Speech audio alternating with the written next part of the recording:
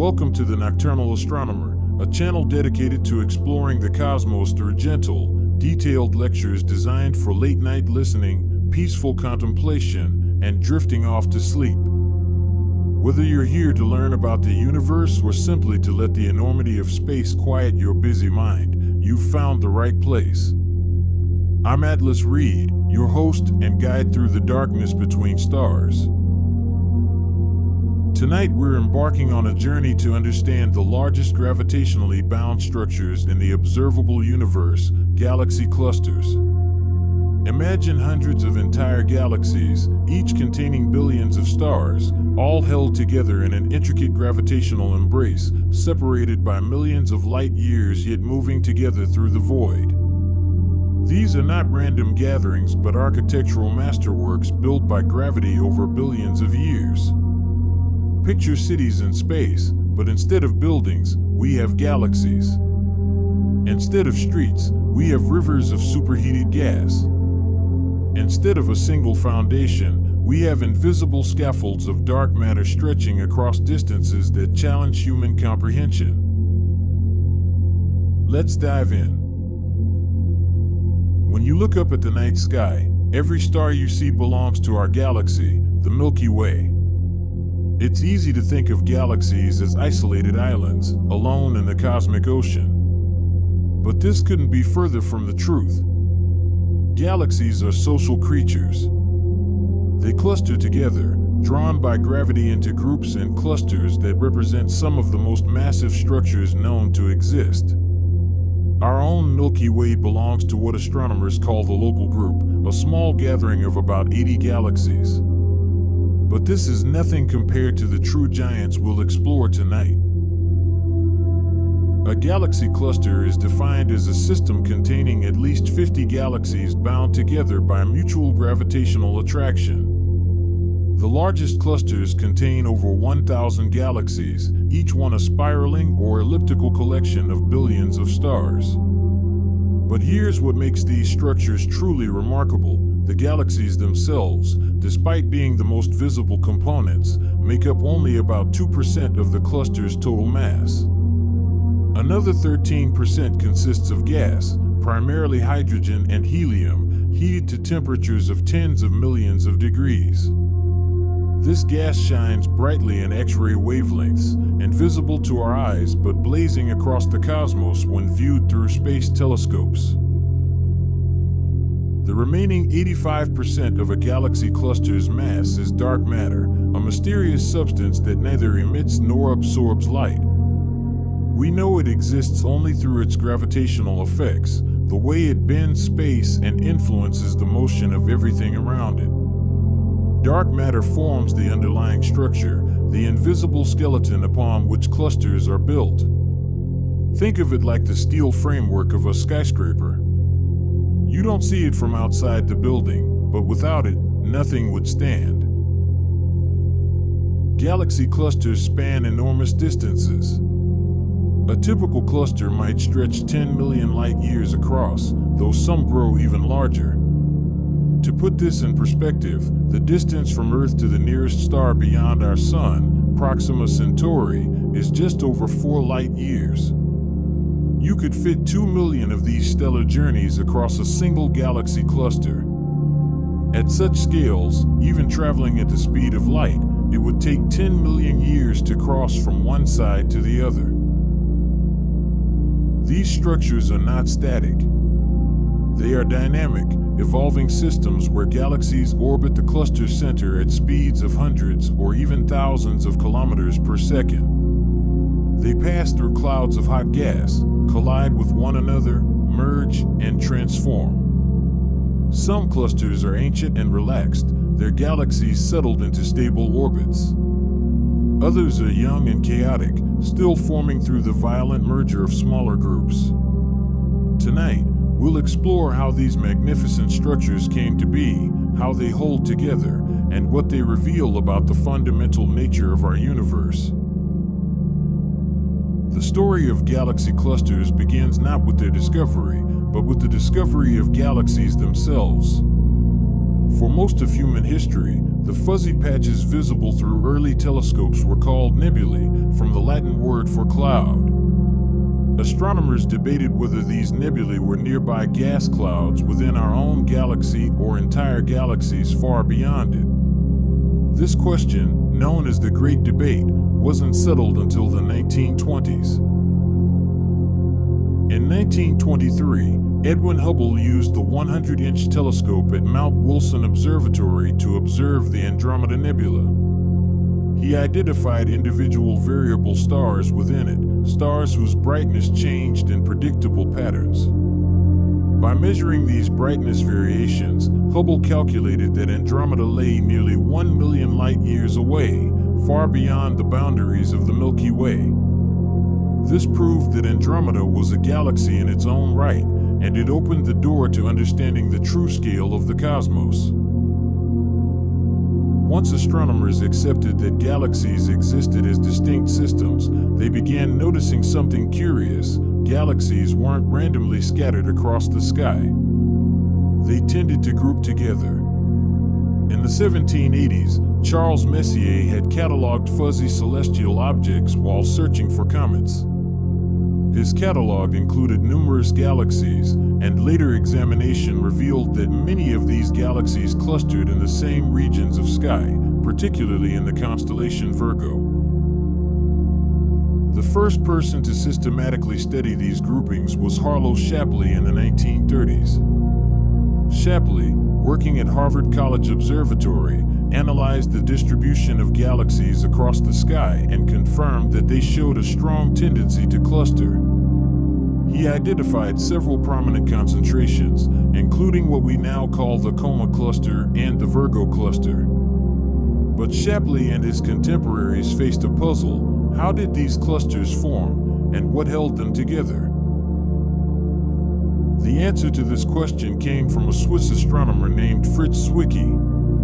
In 1933, Zwicky was studying the Coma cluster, a rich concentration of galaxies about 320 million light-years from Earth. He measured the velocities of galaxies within the cluster by analyzing the Doppler shift of their light. Just as a siren's pitch changes as an ambulance drives past, the wavelength of light changes when its source is moving. Galaxies moving away from us show light shifted toward redder wavelengths, while those moving toward us show light shifted toward blue. What Zwicky found shocked him. The galaxies in Coma were moving far too fast. According to his calculations, based on the visible mass of galaxies in the cluster, the galaxies should have been moving at much slower speeds. At the observed velocities, there wasn't enough gravitational pull to keep them bound together. The clusters should have flown apart long ago. Yet clearly, it hadn't. The cluster was stable and had existed for billions of years. Zwicky proposed a radical explanation. There must be additional mass in the cluster, mass that we couldn't see, mass that didn't shine. He called this unseen material Dunkel Materie, which translates from German as dark matter. By his calculations, this invisible matter outweighed the visible galaxies by more than 400 times. This was the first evidence for dark matter, though it would take decades before the astronomical community accepted the idea. Think of a carousel at night with only a few lights on the horses. If you watch the lit horses move, you can tell they're attached to something larger, something that's rotating them in a circle. You can't see the platform beneath them, but you know it must be there. That's similar to what Zwicky discovered. The galaxies were the lit horses, and dark matter was the invisible platform making them move in ways that visible matter alone couldn't explain. To truly grasp galaxy clusters, we need to understand their scale, and this requires building up from familiar distances to the truly cosmic. Let's start small and work our way up, layer by layer, until we reach the vast architecture of clusters themselves. Begin with Earth, our home planet. Earth has a diameter of about 12,742 kilometers. If you could walk around the equator, never stopping, never sleeping, walking at a steady pace, it would take you roughly a year. Now zoom out to the solar system. The distance from Earth to the Sun is 150 million kilometers, a distance we call 1 astronomical unit. Light from the Sun takes 8 minutes and 20 seconds to reach us. The solar system extends far beyond Earth. Neptune, the outermost major planet, orbits at 30 astronomical units, about 4.5 billion kilometers from the Sun. But the solar system's true boundary, the Oort cloud where comets originate, may extend out to 100,000 astronomical units. This brings us to the threshold of interstellar space, the realm between stars. The nearest star system to our Sun, Alpha Centauri, lies 4.37 light-years away. A light-year is the distance light travels in 1 year, roughly 9 trillion kilometers. To reach Alpha Centauri using current spacecraft technology would take tens of thousands of years. This is the typical spacing between stars in our galactic neighborhood. Our galaxy, the Milky Way, contains between 100 billion and 400 billion stars, all bound together by gravity into a disk about 100,000 light-years across. The Sun orbits the galactic center at roughly 220 kilometers per second, completing one orbit every 230 million years. From Earth's position, roughly halfway from the center to the edge, we see the Milky Way as a band of light across the night sky, our edge-on view of the galactic disk. Now we zoom out again. The nearest major galaxy to the Milky Way is Andromeda, 2.5 million light-years away.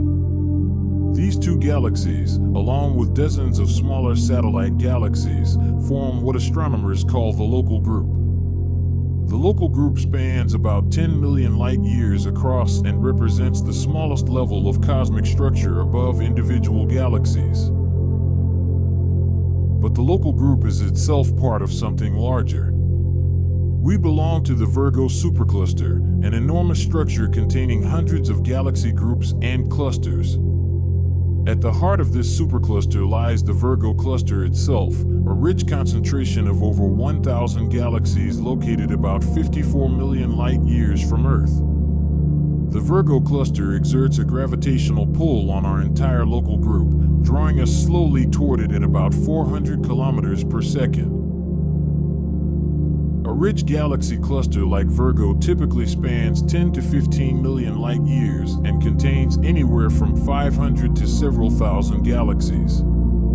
The galaxies orbit within this space at velocities of 500 to 2,000 kilometers per second. These are speeds that dwarf anything in our everyday experience. 2,000 kilometers per second is roughly 0.7% the speed of light.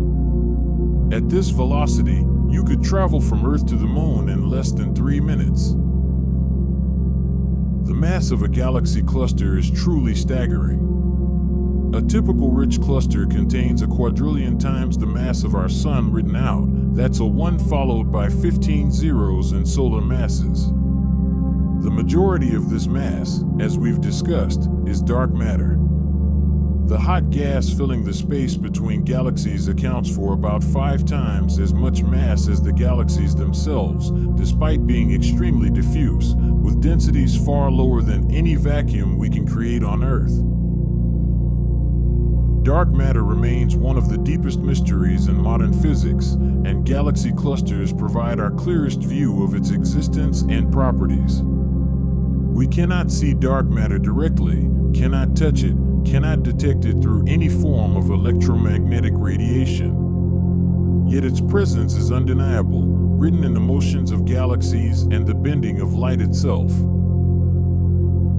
Let's return to Fritz Zwicky's discovery in the Coma cluster. Zwicky measured galaxy velocities and found them moving far too fast to be held by the gravity of visible matter alone. This was the first hint of dark matter, but the evidence has grown much stronger since the 1930s. Today, We have multiple independent ways of measuring dark matter's presence in galaxy clusters, and they all point to the same conclusion: dark matter dominates the mass budget of these systems. One of the most powerful techniques for detecting dark matter is gravitational lensing. Einstein's general theory of relativity tells us that mass warps the fabric of spacetime. Light traveling through warped spacetime follows curved paths, just as a marble rolling on a stretched rubber sheet curves toward a heavy ball placed in the center. When light from distant galaxies passes through or near a galaxy cluster, the cluster's immense gravity bends the light's path. From Earth, we see this bending as distortion. Distant galaxies behind a cluster appear stretched, magnified, or multiply-imaged, their light bent into arcs or even complete rings. By carefully measuring these distortions, astronomers can map the distribution of mass in the cluster, including both visible and dark matter. Think of this like seeing a glass sculpture even though the glass is invisible. You can't see the glass itself, but you can see how it distorts the view of things behind it. These gravitational lensing maps reveal something remarkable. The dark matter in galaxy clusters doesn't follow the same distribution as the visible galaxies or hot gas. Instead, it forms smooth, roughly spherical halos centered on the cluster. The visible galaxies are embedded within this dark matter like raisins in a pudding. The dark matter extends far beyond the visible boundaries of the cluster, forming a vast gravitational well that defines the cluster's structure. The Bullet Cluster, located roughly 3.8 billion light-years from Earth, provides perhaps the most striking evidence for dark matter. This system consists of two galaxy clusters that collided and passed through each other. When they collided, the hot gas in each cluster interacted strongly, crashing together and slowing down through friction. This gas now sits between the two clusters, glowing brightly in X-rays. But the galaxies and dark matter behave differently. Galaxies are mostly empty space, so they pass through each other largely unaffected, like two swarms of bees interpenetrating.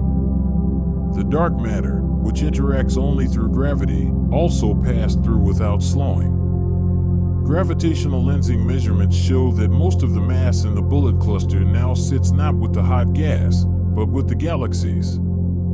This separation proves that most of the cluster's mass is something other than ordinary matter. We still don't know what dark matter is made of. The leading candidates are exotic subatomic particles that interact only through gravity and possibly through the weak nuclear force. These particles, if they exist, are all around us, passing through Earth and through our bodies by the billions every second, yet we don't notice them because they so rarely interact with ordinary matter.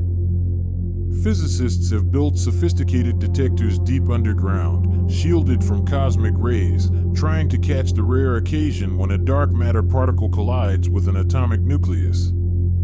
So far, these experiments have found nothing definitive. Between the galaxies and a cluster lies something unexpected, a thin, tenuous gas heated to temperatures of 10 million to 100 million degrees Kelvin. This gas, called the intracluster medium, is so hot that it shines brightly in X-rays.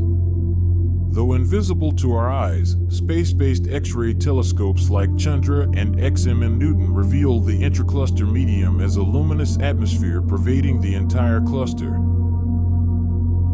The existence of this hot gas was first detected in the 1970s, when early X-ray astronomy satellites discovered intense X-ray emission coming from galaxy clusters. The discovery was puzzling at first. What could generate such powerful X-ray radiation? The answer lies in the nature of extremely hot gases. When gas is heated to millions of degrees, atoms move at tremendous speeds. Electrons are stripped from atoms, creating a plasma of freely moving charged particles. These particles constantly collide and interact, emitting radiation in the X-ray portion of the electromagnetic spectrum. The intercluster medium accounts for roughly 13% of a cluster's total mass, which makes it 5 to 6 times more massive than all the stars in all the galaxies combined. Yet this gas is extraordinarily thin. Its density is typically around 1,000 atoms per cubic meter. To put this in perspective, the air you're breathing contains about 10 to the power of 25 molecules per cubic meter. The best vacuum chambers on Earth might reduce this to 10 billion molecules per cubic meter. The intercluster medium is far more tenuous than any vacuum we can create, yet it still contains more mass than all the galaxies. How did this gas get so hot? The answer is gravity. As a galaxy cluster forms, matter falls inward, drawn by the gravitational pull of the dark matter halo. As gas falls into the cluster's gravitational well, it accelerates, converting gravitational potential energy into kinetic energy. Think of dropping a ball off a building. As it falls, it speeds up, gaining kinetic energy. Gas falling into a galaxy cluster does the same thing, but on a much grander scale. When this infalling gas crashes into gas already in the cluster, the kinetic energy of motion converts into thermal energy, or heat. The gas atoms collide at velocities of hundreds or thousands of kilometers per second. These violent collisions raise the temperature to tens of millions of degrees. The depth of the cluster's gravitational well determines how hot the gas becomes. Deeper wells, created by more massive clusters, produce hotter gas. The intercluster medium is not static. It flows and churns, driven by various processes. When galaxies fall into a cluster, they bring their own gas with them. If the infalling galaxy still contains cold gas, this gas can be stripped away by ram pressure as the galaxy moves through the hot intercluster medium. Imagine running through a swimming pool. The water you're moving through exerts pressure on you, trying to slow you down. Similarly, as a galaxy moves through the intercluster medium at hundreds of kilometers per second, the pressure from the thin gas it's passing through can strip away the galaxy's own gas. This process, called ram pressure stripping, leaves distinctive trails. Observations show galaxies with long streams of gas trailing behind them, like comets' tails. The stripped gas eventually mixes with the intercluster medium, enriching it with heavier elements produced by the galaxy's stars. These trails can extend for hundreds of thousands of light years behind the moving galaxy, visible as X-ray emission or sometimes as regions of star formation triggered by compression of the stripped gas. The intercluster medium also contains evidence of violent activity. X-ray images often reveal cavities, holes in the gas distribution created by jets of high-energy particles launched from supermassive black holes at the centers of cluster galaxies. Galaxy clusters did not appear fully formed. They grew through a process called hierarchical structure formation, building up from smaller structures over billions of years. To understand this process, we need to go back to the early universe, shortly after the Big Bang. 13.8 billion years ago, the universe began in an extremely hot, dense state. In the first few 100,000 years, matter and radiation were thoroughly mixed, and the universe was opaque, like being inside a glowing fog. But as the universe expanded and cooled, electrons combined with protons to form neutral hydrogen atoms. This moment, called recombination, occurred when the universe was about 380,000 years old. Suddenly, light could travel freely through space, and the universe became transparent. We can still see the light from this moment today. It reaches us as the cosmic microwave background, a faint glow of radiation coming from all directions in the sky. This radiation has been traveling through space for over 13 billion years, cooling as the universe expanded, until today it appears as microwave radiation just a few degrees above absolute zero. Maps of the cosmic microwave background reveal tiny temperature differences, variations of only a few parts in 100,000, but these tiny fluctuations were the seeds from which all structure grew. These temperature variations corresponded to density variations in the early universe. Regions that were slightly denser than average had slightly stronger gravity. This extra gravity attracted nearby matter, making these regions even denser, which increased their gravity further. This process, called gravitational instability, led to a runaway effect where dense regions grew denser while sparse regions grew emptier. But here's where dark matter becomes crucial. Ordinary matter, in the form of hydrogen and helium gas, couldn't collapse immediately after recombination because it was still too hot. Thermal pressure counteracted gravity, preventing the gas from clumping together efficiently. Dark matter, however, doesn't interact with radiation and doesn't experience thermal pressure. It began collapsing into clumps immediately, long before ordinary matter could follow.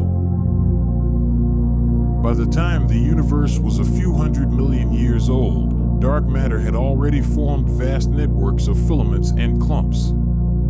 Ordinary matter, following the gravitational pull of this invisible scaffolding, flowed along these dark matter filaments like water flowing through valleys. Where the filaments intersected, matter accumulated in great concentrations. These concentrations became the first galaxies. As time went on, gravity continued its work. Small structures merged to form larger ones. Individual galaxies joined together into groups. Groups merged to form clusters. This hierarchical process continues today. We observe clusters in various stages of merger, from just beginning to collide to having completely merged into a single, relaxed system. Computer simulations of structure formation, which follow billions of dark matter particles through cosmic time, reproduce the observed properties of galaxy clusters remarkably well. These simulations begin with the tiny density fluctuations seen in the cosmic microwave background and evolve them forward using the laws of gravity. By the present day, the simulations produce a cosmic web of structure, vast filaments of dark matter connecting cluster nodes, with enormous voids in between where little matter exists. The predictions from these simulations match what we observe in the real universe. Clusters preferentially form where filaments intersect. The largest clusters tend to be younger, still actively growing through mergers. Smaller groups are more common than massive clusters, exactly as the hierarchical model predicts. The distribution of clusters across the sky provides a test of our understanding of cosmic evolution, and the fact that observations match predictions is a triumph of modern cosmology. Think of it like a city growing over centuries. First come individual buildings, then neighborhoods, then districts, and finally a metropolis. Galaxy clusters are the metropolises of the cosmos, built over billions of years through countless mergers and the steady accumulation of matter falling in from surrounding space. Within a galaxy cluster, hundreds or thousands of galaxies orbit in a complex gravitational ballet. Understanding these motions reveals the fundamental physics governing clusters and allows us to probe their mass distribution and evolutionary state. The velocities of cluster galaxies follow patterns that tell us whether a cluster is relaxed and ancient or young and still forming. When astronomers measure the velocities of galaxies in a mature, relaxed cluster, they find what's called a velocity dispersion. This term refers to the spread of velocities around the cluster's average motion. In a typical rich cluster, this dispersion is about 1,000 kilometers per second. This means that while the cluster as a whole may be moving through space at some velocity, Individual galaxies within it are moving in various directions at speeds that differ by roughly 1,000 kilometers per second from the cluster average. This velocity dispersion is directly related to the cluster's mass through a principle called the virial theorem. In a gravitationally bound system that has reached equilibrium, there's a precise relationship between the kinetic energy of moving bodies and the gravitational potential energy of the system. Faster velocities indicate a deeper gravitational potential, which requires more mass. By measuring velocity dispersions, astronomers can weigh galaxy clusters without needing to identify what type of matter provides that mass. The orbits of cluster galaxies are not simple circles or ellipses like planets around the Sun. Instead, they follow complicated paths that can be highly elongated or even plunging through the cluster center. Some galaxies orbit in the outer regions, never venturing close to the cluster core. Others follow radial orbits, falling toward the center, passing through it, and emerging on the other side before gravity pulls them back again. These different orbital types mix together, creating a system that's in constant motion yet statistically stable over long time periods. As galaxies orbit through the cluster, they interact gravitationally with other galaxies they pass near. These interactions don't usually result in direct collisions because galaxies are mostly empty space and are very small compared to the distances separating them. However, the gravitational pull between passing galaxies can affect their orbits. Over many orbits and many close passes, these weak interactions transfer energy and angular momentum between galaxies, gradually changing their orbital characteristics. This process, called dynamical friction, causes massive galaxies to slowly sink toward the cluster center. Imagine a large ship moving through water. The water resists the ship's motion, slowing it down. Similarly, as a massive galaxy moves through the cluster, it gravitationally attracts nearby galaxies and dark matter, creating a wake behind it. This wake pulls back on the massive galaxy, causing it to lose energy and spiral inward. Over billions of years, the most massive galaxies in a cluster settle into the central region. This explains why the centers of galaxy clusters are often dominated by one or more giant elliptical galaxies. These are sometimes called brightest cluster galaxies, and they can be 10 times more luminous than an average large galaxy like the Milky Way. Brightest cluster galaxies likely form through repeated mergers of smaller galaxies that settle to the cluster center over cosmic time. Their stars follow orbits distributed in all directions rather than in a flattened disk, giving these galaxies their smooth, elliptical appearance. The orbital motions of cluster galaxies also affect their star formation. When a disk galaxy falls into a cluster, the tidal forces from nearby galaxies and the cluster's overall gravitational field can distort the galaxy's shape. These tidal interactions trigger star formation by compressing gas clouds, causing them to collapse and form new stars. As the galaxy continues its orbit, however, ram pressure stripping removes its remaining gas. Without gas to form new stars, star formation eventually ceases. In the dense environment of a galaxy cluster, galaxies occasionally undergo close encounters or even direct collisions. Despite the dramatic name, galaxy collisions are not like car crashes. When two galaxies collide, their stars almost never actually hit each other. The distances between stars are so vast compared to the star sizes that even when two galaxies interpenetrate, the probability of any two stars colliding is vanishingly small. Instead, what collides and interacts is the gas within the galaxies and the gravitational fields that bind them together.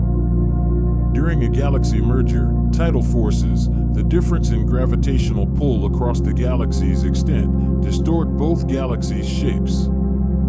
Stars are pulled from their original orbits, creating long tails and streams that extend far from the merging galaxies. These tidal tails can stretch for hundreds of thousands of light years, visible as faint ribbons of starlight against the dark sky. The gas in colliding galaxies behaves very differently from the stars. While stars pass by each other without interaction, gas clouds can crash directly into one another. When two clouds of gas collide at velocities of hundreds of kilometers per second, the collision generates shock waves that heat and compress the gas. This compression triggers intense bursts of star formation, as dense gas clouds that might have taken millions of years to collapse under their own gravity are suddenly compressed on much faster timescales. Observations of colliding galaxies show regions of vigorous star formation, visible as bright blue clusters of young, hot stars. These starburst regions can form stars at rates hundreds of times greater than in a typical galaxy like the Milky Way. The intense radiation from these young stars, combined with shock waves from supernova explosions as the most massive stars quickly die, can drive powerful galactic winds that blow gas out of the galaxy entirely. As a merger progresses, the two galaxies gradually lose their individual identities. Their gravitational interaction removes energy from their orbital motion, causing them to sink closer together. Over hundreds of millions of years, they spiral inward, merging into a single system. The final product depends on what types of galaxies collided. Two spiral galaxies with disks of stars typically merge to form an elliptical galaxy, their ordered disk structures destroyed by the chaotic gravitational interactions during the merger. At the centers of most galaxies, including our Milky Way, lurk supermassive black holes with masses millions or billions of times that of the Sun. When galaxies merge, their central black holes eventually sink to the center of the merged system. As they orbit each other, they emit gravitational waves, ripples in spacetime itself that carry away energy. This causes the black holes to spiral closer together until they finally merge in a violent event that releases tremendous energy in gravitational waves. The merger of supermassive black holes can have profound effects on the surrounding galaxy. Just before merging, the black holes may be fed large amounts of gas, triggering powerful jets of high-energy particles that blast out from near the black holes at close to the speed of light. These jets can extend for millions of light years, far beyond the galaxy itself, and they dump enormous amounts of energy into the surrounding gas. In galaxy clusters, mergers are ongoing processes. At any given time, some cluster galaxies are experiencing close encounters, some are in the process of merging, and others bear the marks of ancient mergers long since completed. By observing clusters at different distances, which means seeing them at different times in cosmic history because light takes time to reach us, astronomers can piece together the typical history of galaxy mergers in cluster environments. The rate of galaxy mergers was higher in the past when clusters were younger and less organized, with more galaxies still falling in and the system not yet settled into equilibrium. At the heart of nearly every galaxy, including those in clusters, resides a supermassive black hole. These gravitational monsters contain millions or billions of solar masses compressed into a region smaller than our solar system. Despite their name, black holes in galaxy clusters play an active role in regulating the cluster's evolution, particularly through their interaction with the hot intercluster medium. The supermassive black hole at a galaxy's center doesn't sit in isolation. It's surrounded by an accretion disk, a swirling disk of gas and dust spiraling inward toward the black hole. As this material falls toward the black hole, friction heats it to millions of degrees, causing it to emit intense radiation across the electromagnetic spectrum. The region immediately around an actively feeding supermassive black hole, called an active galactic nucleus, can outshine the entire galaxy by hundreds of times. but not all the infalling material makes it into the black hole. Some is redirected by powerful magnetic fields and launched outward in narrow jets perpendicular to the accretion disk. These jets accelerate particles to nearly the speed of light and can extend for millions of light years beyond the host galaxy. The energy carried by these jets is staggering, equivalent to millions of supernovae exploding continuously over millions of years. When these jets plow into the surrounding intercluster medium, they create enormous cavities or bubbles. X-ray observations reveal these bubbles as dark regions in the otherwise bright X-ray emission from the hot gas. The bubbles form when the jet pushes the gas aside, creating a cavity filled with high-energy particles and magnetic fields. These bubbles can be hundreds of thousands of light years across, representing tremendous volumes of space where the hot gas has been displaced. The energy injected by these jets has important consequences for the cluster. Without some source of heating, the hot gas in a cluster's center should cool and condense, raining down onto the central galaxy and fueling intense star formation. We can calculate how much gas should cool based on the X-ray emission, which is caused by the gas losing energy. This cooling should happen relatively quickly, on timescales of a few 100 million years. Yet when we observe the central galaxies and clusters, we find far less star formation than expected from the cooling calculations. Something must be preventing most of the hot gas from cooling. The leading explanation is that black hole jets provide the necessary heating, injecting energy into the gas and preventing it from cooling below a certain temperature. This is a form of negative feedback. As gas cools and flows toward the central black hole, it feeds the black hole, which launches jets that heat the surrounding gas, preventing further cooling. This feedback process operates in a self-regulating cycle. When the black hole is very active, its jets heat the gas effectively, preventing much material from falling toward the center. With less fuel available, the black hole's activity eventually decreases. As the jets weaken, the gas begins to cool again, and more material flows toward the black hole. This increased fuel supply ramps up the black hole's activity, strengthening the jets and starting the cycle anew. Evidence for this feedback mechanism comes from multiple sources. The bubbles seen in X-ray images show where jets have recently injected energy. Radio observations detect the high-energy particles in these bubbles, which emit radio waves as they spiral in magnetic fields. The correlation between bubble locations and jet directions confirms that the jets are responsible for creating them. Moreover, the energy content of the bubbles, estimated from their size and the pressure of the surrounding gas, matches reasonably well with the deficit in cooling we observe. The Perseus cluster provides a particularly clear example. Located roughly 240 million light-years away, Perseus contains a giant elliptical galaxy designated NGC 1275 at its center. Measuring the mass of a galaxy cluster might seem like an impossible task. We cannot place a cluster on a scale, and most of its mass is invisible dark matter. Yet astronomers have developed several independent methods for weighing clusters, each based on different physical principles.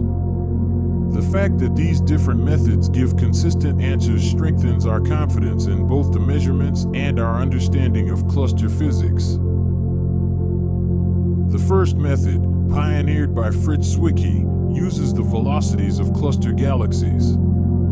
This technique, called dynamical mass measurement, relies on the virial theorem. When a system of particles is bound by gravity and has reached equilibrium, the total kinetic energy of the particle's motions is related to the total gravitational potential energy by a simple mathematical relationship.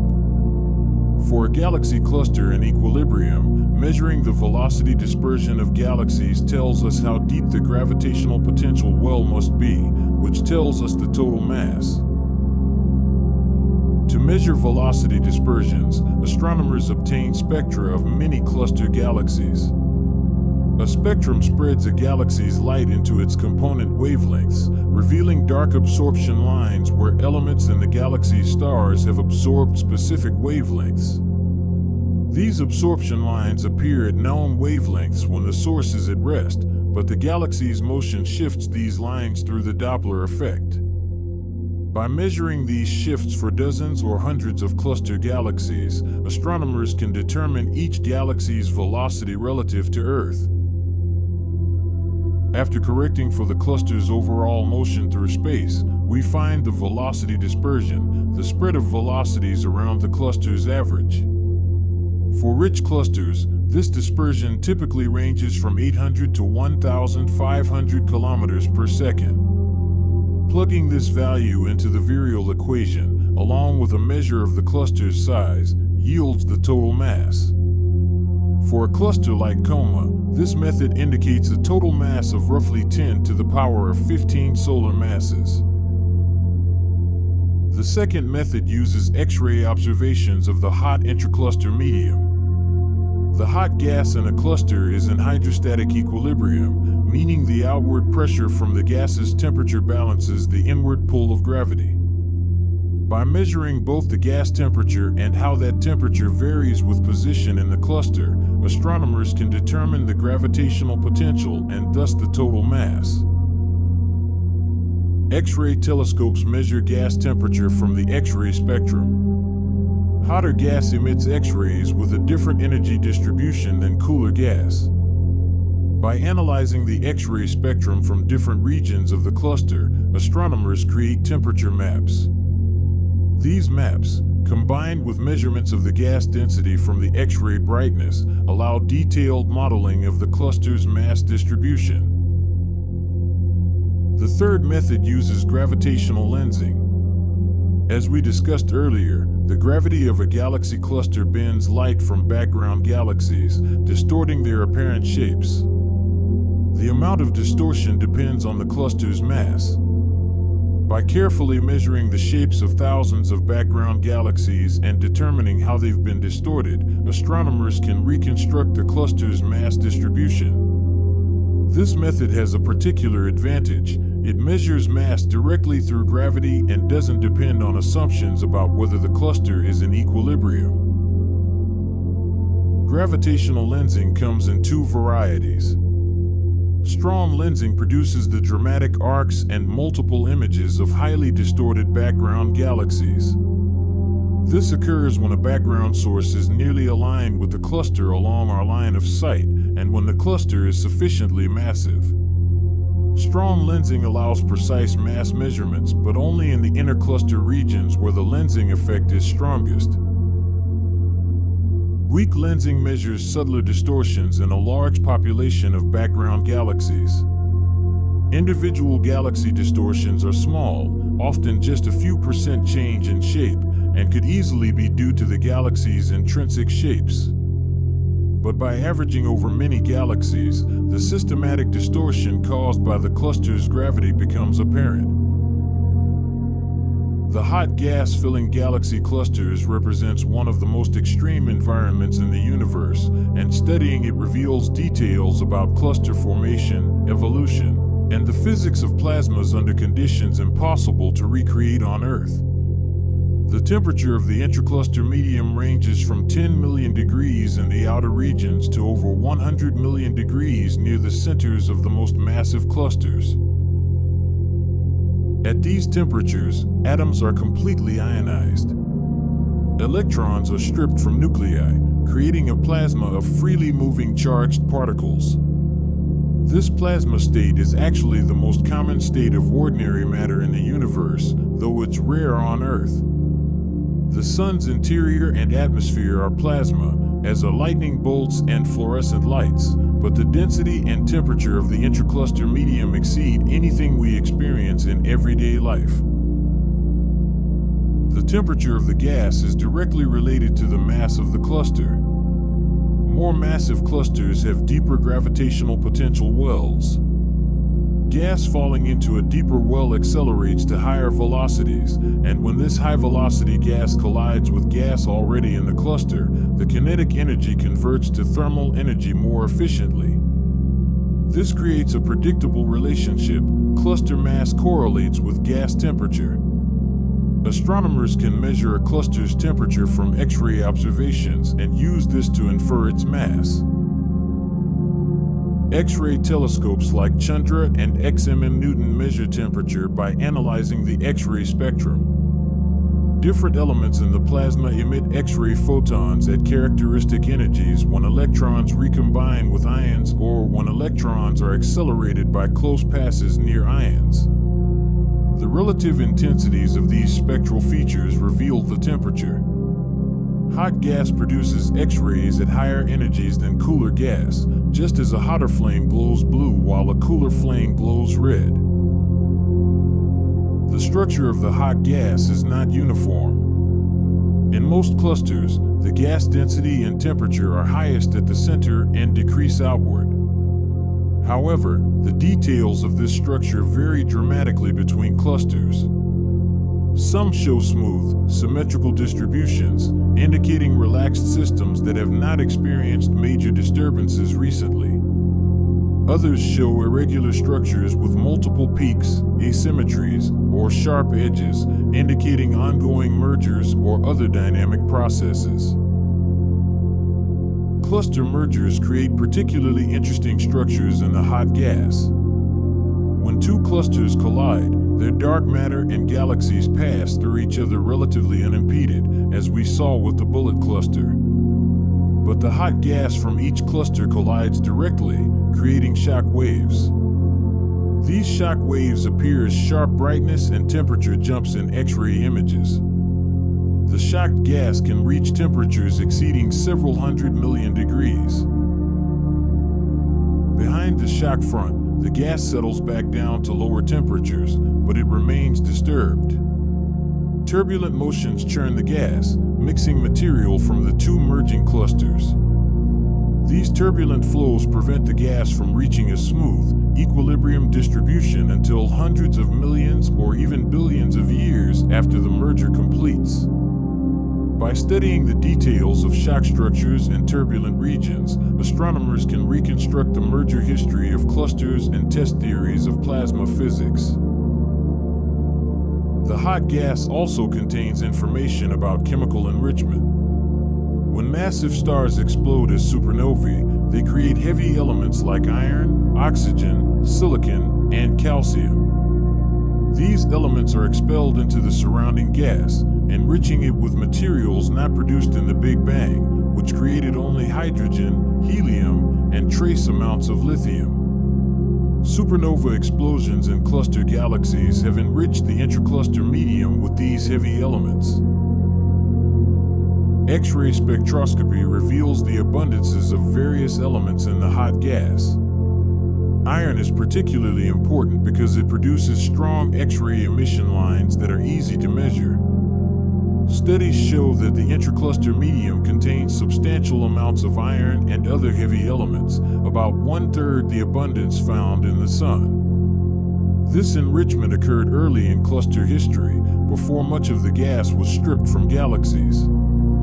The distribution of elements across the cluster tells us about where star formation occurred and how gas flows have mixed enriched material throughout the cluster volume. Galaxy clusters have not always existed.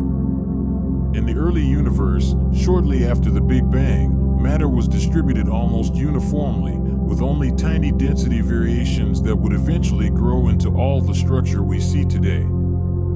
Following cluster evolution from these early seeds to the massive systems we observe now requires looking back in time, which astronomers do by observing very distant clusters whose light has taken billions of years to reach us. Light travels at a finite speed, about 300,000 kilometers per second. This means that when we observe a galaxy 1 billion light years away, we're seeing it as it was 1 billion years ago. The farther we look, the further back in time we see. By finding and studying galaxy clusters at various distances, astronomers can trace how clusters have changed over cosmic history. This archaeological approach to astronomy allows us to watch the universe's structure grow and evolve. The most distant galaxy clusters known today existed when the universe was only about 3 billion years old, less than 1/4 its current age. These ancient clusters are typically less massive than nearby clusters, containing fewer galaxies and showing signs of active formation. Many appear irregular or disturbed, indicating they have not yet settled into equilibrium. Their galaxy populations differ from those in nearby clusters, with more spiral galaxies still actively forming stars and fewer of the giant elliptical galaxies that dominate nearby cluster cores. As we observe clusters at progressively earlier times, we find that rich, massive clusters become increasingly rare. This matches predictions from hierarchical structure formation. The most massive clusters, requiring the merger of many smaller groups, take longer to assemble. 3 billion years after the Big Bang, truly massive clusters were just beginning to form. Going back further, to 2 billion years after the Big Bang, we find mainly small groups rather than rich clusters. This evolution has a flip side. While massive clusters were rare in the early universe, they're more common today. Clusters have grown both by accreting individual galaxies and smaller groups from their surroundings and by merging with other clusters. Some of the most massive clusters we observe today show evidence of recent major mergers, with disturbed X-ray emission and 2 or more concentrations of galaxies that have not yet fully merged. The galaxy populations in clusters have also evolved. In nearby clusters, most galaxies are ellipticals or lenticulars, galaxies with little gas and minimal star formation. In distant clusters, we find a higher fraction of spiral galaxies actively forming stars. This evolution reflects the environmental effects we've discussed. Ram pressure stripping removes gas from galaxies as they fall into clusters. Tidal interactions trigger initial bursts of star formation but ultimately disrupt spiral disks, and galaxy mergers convert spirals into ellipticals. Studies of clusters at different distances allow astronomers to quantify this evolution.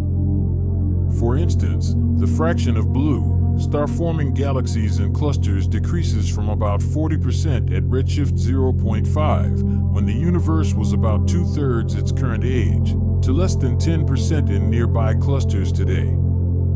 This change occurred as more and more galaxies fell into clusters and had their star formation quenched by environmental processes. The evolution of the intracluster medium can also be traced. Distant clusters show signs of more active heating and cooling processes.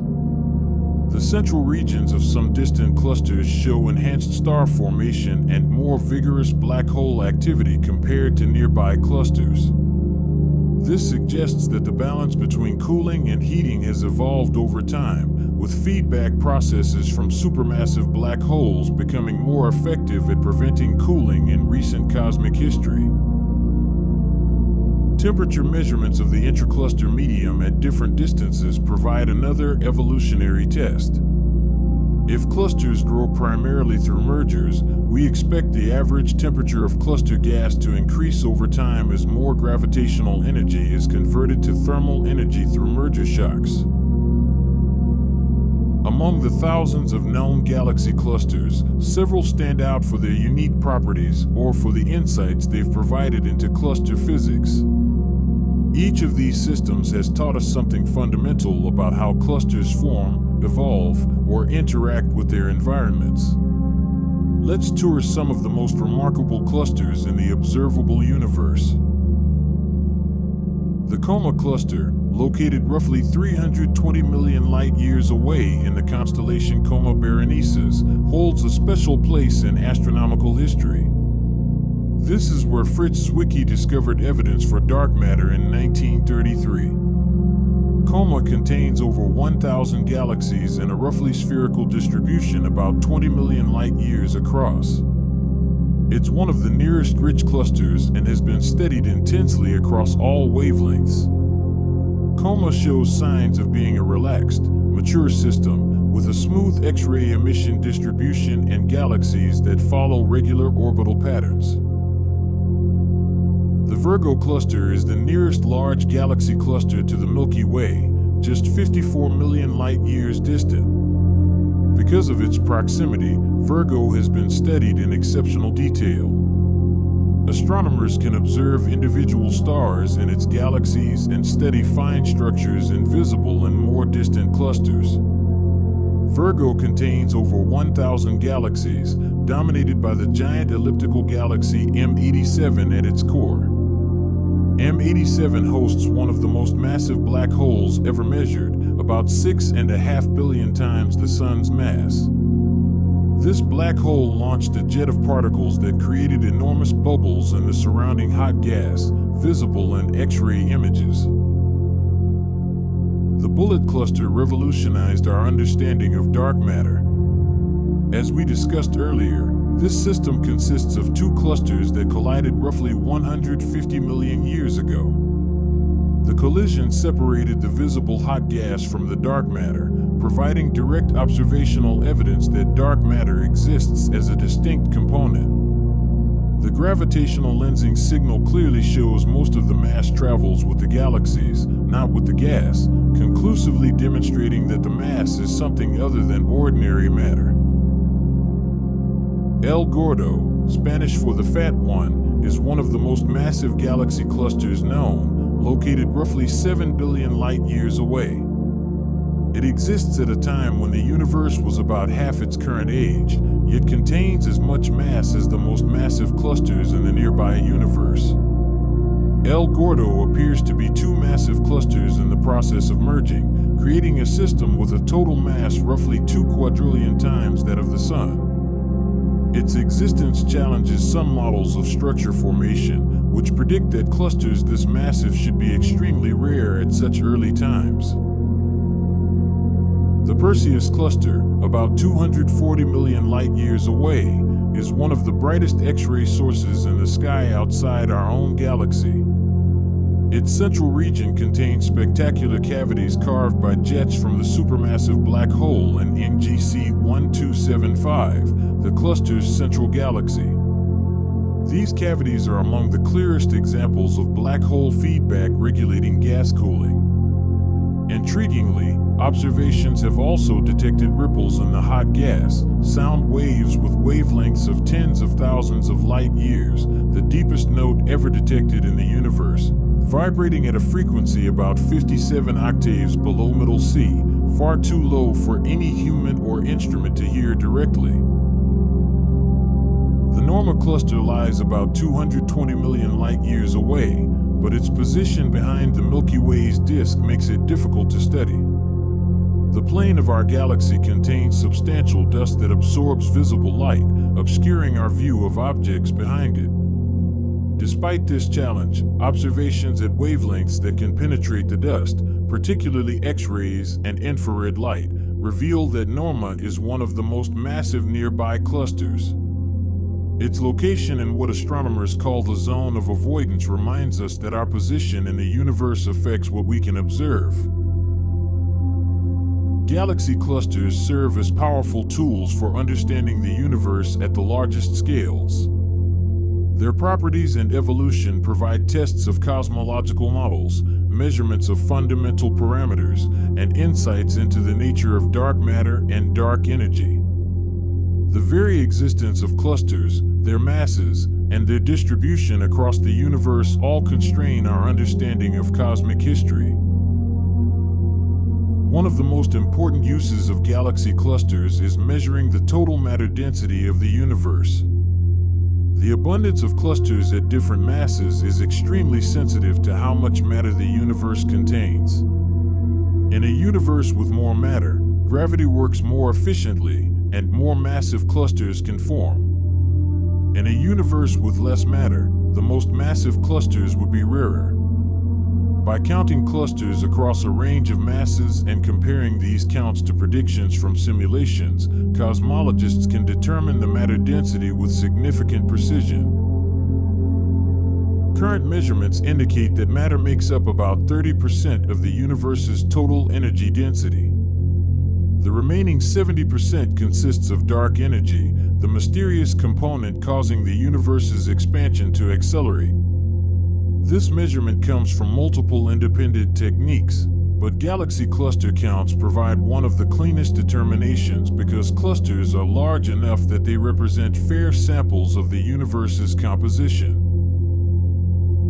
The distribution of galaxy clusters across the sky also tests cosmological models. If the universe is statistically uniform on large scales, as current theory suggests, then clusters should be distributed roughly evenly when we average over sufficiently large volumes. Observations confirm this prediction. While clusters clearly cluster together into superclusters, with large voids between them, when we average over volumes containing many clusters, the universe does appear statistically uniform. Galaxy clusters allow us to measure cosmic distances through several techniques. One method uses the properties of the hot intracluster medium. The X-ray emission from hot gas depends on both the gas density and the emitting volume. If we measure the X-ray brightness and independently determine the gas density from the X-ray spectrum, we can calculate the emitting volume. Combined with the cluster's angular size on the sky, this gives us the cluster's distance. This technique, called the Sunyaev-Zeldovich distance method, provides distance measurements independent of the standard cosmic distance ladder. The Sunyaev-Zeldovich effect itself provides another cosmological tool. This effect occurs when photons from the cosmic microwave background pass through a galaxy cluster's hot gas. Some of these photons collide with high-energy electrons in the gas, gaining energy in the process. This creates a distinctive distortion in the cosmic microwave background spectrum in the direction of the cluster. The magnitude of this distortion depends on the total thermal energy in the cluster's gas, regardless of the cluster's distance. Because the Sunyaev-Zeldovich effect doesn't fade with distance, it allows detection of clusters even at great distances where their X-ray emission becomes too faint to observe. Surveys using this technique have discovered clusters at times when the universe was less than half its current age. These distant clusters provide tests of structure formation models and constrain how dark energy has affected cosmic expansion over time. The evolution of cluster abundance provides particularly strong constraints on dark energy.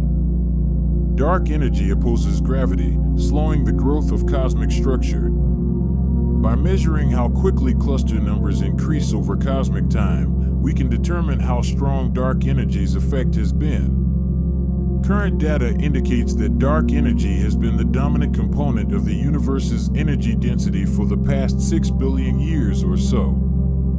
Before that time, matter dominated, and structure formation proceeded faster. Galaxy clusters also provide natural laboratories for testing theories of gravity on cosmic scales. Einstein's general relativity successfully explains gravity in the solar system and in more extreme environments like near black holes. But dark energy requires either a modification of general relativity on cosmic scales or the introduction of a new energy component. Looking ahead billions of years into the future, galaxy clusters will continue to evolve, but the nature of that evolution will change. The universe's accelerating expansion, driven by dark energy, will dramatically affect structure formation and the ultimate fate of clusters. Understanding these future changes helps us comprehend the universe's place in cosmic history. Today, galaxy clusters continue to grow by accreting matter from their surroundings. Galaxies and smaller groups fall into clusters, adding to their mass. Clusters occasionally merge with one another, creating even more massive systems. This growth has characterized cluster evolution for most of cosmic history and continues at present. However, the accelerating expansion of the universe will eventually halt this growth. Dark energy causes space itself to expand at an accelerating rate. Objects not bound together by gravity are carried apart by this expansion, and the expansion is getting faster over time. Currently, this expansion affects only the largest scales. Galaxy clusters are gravitationally bound and will remain so. But the regions beyond clusters, the filaments and walls of galaxies feeding into clusters, are already beginning to be stretched by accelerating expansion. In the distant future, perhaps 50 to 100 billion years from now, the accelerating expansion will have stretched cosmic structures to such an extent that no new matter will fall into clusters. The filaments connecting clusters will be stretched beyond their breaking point. Each cluster will become an isolated island, forever cut off from the rest of the universe. The space between clusters will expand so rapidly that light from other clusters will be stretched to wavelengths too long to detect. Within these isolated clusters, evolution will continue for trillions of years. Galaxies will continue to merge, and eventually, each cluster will likely merge into a single supergalaxy containing all the cluster's stars. This process will take an enormously long time because the orbital periods of galaxies and clusters span billions of years. But given enough time, dynamical friction will cause galaxies to spiral into the cluster center, merging into an ever larger central galaxy. As this occurs, star formation will gradually cease. Star formation requires gas, and clusters have already converted most of their gas into stars or locked it in the hot intracluster medium. Some gas will cool and rain onto galaxies, forming new stars, but the total reservoir is limited. Within perhaps 1 trillion years, even the longest-lived stars will begin to die, and no new ones will form to replace them. Over even longer timescales, tens of trillions of years, the stars themselves will begin to disappear. The longest-lived stars, small red dwarfs, will burn for 10 trillion years or more before exhausting their fuel. As these stars die, the galaxies will gradually fade. White dwarfs, the cooling remnants of dead stars, will dominate, along with neutron stars and black holes left by more massive stars. Eventually, the cluster will consist primarily of black holes orbiting in the dark. The supergalaxy at the cluster center will itself contain a supermassive black hole that has grown through billions of years of accretion and mergers. Smaller black holes throughout the cluster will occasionally merge, releasing gravitational waves into the empty cosmos. Over timescales of 10 to the power of 20 years or longer, even black holes will evaporate through Hawking radiation, a quantum mechanical process that causes black holes to slowly lose mass. And on that note, we reach the end of our journey through the architecture of galaxy clusters. These magnificent structures, the universe's largest gravitationally bound systems, tell a story that spans from the tiny quantum fluctuations in the early universe to the eventual heat death of the cosmos.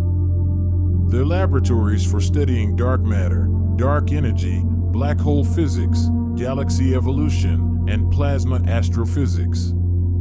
They're also, simply, among the most beautiful and awe-inspiring structures nature has created.